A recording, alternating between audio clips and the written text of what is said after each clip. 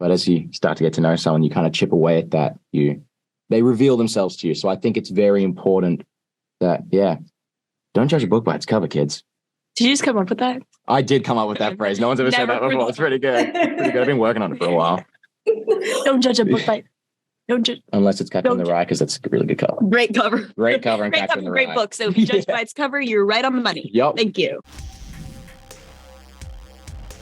You know, Mandy makes a good point in this movie that promposal should be about what the person likes. So I would love to know, what is something that a perfect promposal would include for each of you? Should we do what we think the other one would want? Ooh, actually, yeah, that's good. I know. If someone had to, would it be if I had to propose? If I was forced. If I was forced to propose to Peyton, I would... I don't know. I'd probably dress up as like Post Malone with all the face tats, and I'd do a whole Post Malone routine for you. I would marry you for that. Wow, yeah. That's good. Then I guess we must. Nice. We're gonna on screen rant. You guys got it on camera, baby. The screen rant exclusive that I propose. If anyone, now let's say if you can get anything. Okay, let's say.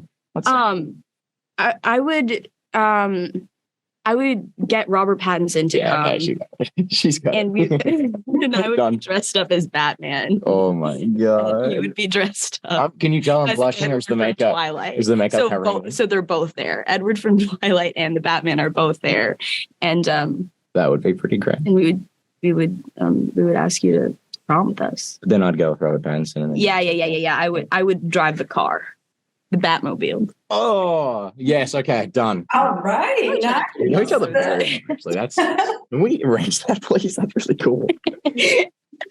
Well, you know, I love it. Those are great. Nothing to say to that. Yeah. I wasn't expecting them, and I loved it. Okay, that's good. Peyton, so why do you think that Mandy is so determined to look down on things like prom and all these other things that make up kind of the stereotypical high school experience? Because that's really where she's at the beginning of the film. I think she sees the world at the beginning of the film very much in black and white, that you can only have one or the other, that you can have fun or you can get the things you want in life. And so I think when she's looking at people having the quote unquote typical high school experience, it's not that she has something against that. It's that she feels like they are doing that and foregoing the things that she actually cares about. So it's less about what's there and more about what's absent in that lifestyle. And so I think that is sort of the root of her opposition to that lifestyle. And so I think throughout the film, when she starts to see more and more that it's not one or the other, that you can have both, and having fun and working hard can sort of coexist and actually enhance your life, she starts to be more open to, I guess, these more typical high school experiences. Well, you know, Blake Graham isn't a bad guy, as we learned very early on. He's pretty cool kid. Yeah, cool dude. Yeah. So why do either of you think that Mandy kind of had this preconceived notion of him? Yeah, I think the way that Graham is perceived can be seen as being very one note. I think that it's very easy to make the assumption, oh, he's the most popular kid in school. He's the basketball captain. Everybody loves him. He's the biggest jock. So it's very easy to make the assumption that he would be a certain way. And I think that it's very important not to judge people on first glances like that. I think that it's extremely important to get to know someone and actually learn about them and their life and who they really are as a person, because everyone does put up a front, you know, but as you start to get to know someone, you kind of chip away at that. They reveal themselves to you. So I think it's very important that, don't judge a book by its cover, kids. Did you just come up with that? I did come up with that phrase. No one's ever said that before. It's pretty good. Pretty good. I've been working on it for a while. Don't judge a book by... Unless it's Catcher in the Rye, because that's a really good cover. Great cover. Great cover and Catcher in the Rye. Great book. So if you judge by its cover, you're right on the money. Yep. Thank you. I mean, great message of the movie. Yeah. Well, is there any advice that you guys would offer your characters at the beginning of the movie, kind of looking back on it?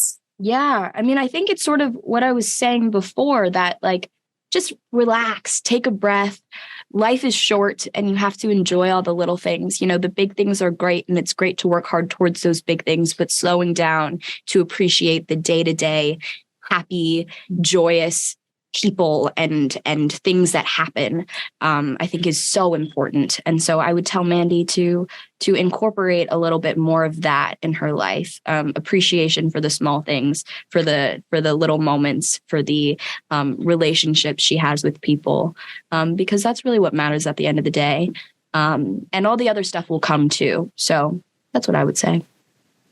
Yeah, I'd say with Graham, the advice I'd give him would be to not let others dictate how you live your life. I think it's very easy to be swayed by what people think is right for you and what you should do with your life. But I think at the end of the day, you really just have to be truthful to yourself and listen to yourself and just follow your heart. And that hopefully will lead you to where you're supposed to be. Awesome. Well, thank you guys. I really enjoyed this film. I thought it was great. I adored it. Oh, thank you so much. We appreciate that.